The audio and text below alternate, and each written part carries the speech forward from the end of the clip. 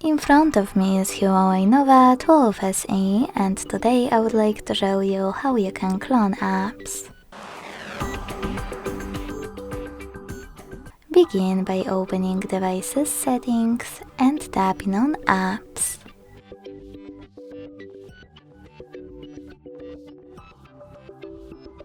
Then select App Twin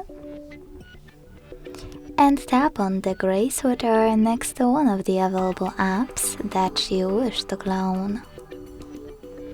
Following that, just wait, and when your app is ready, go back. So when I go back and check my app,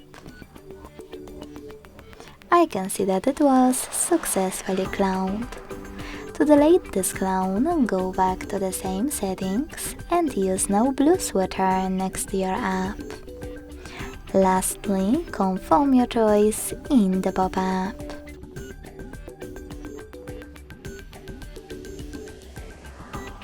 Thanks so much for watching. If you enjoyed this video, leave a like, comment and subscribe.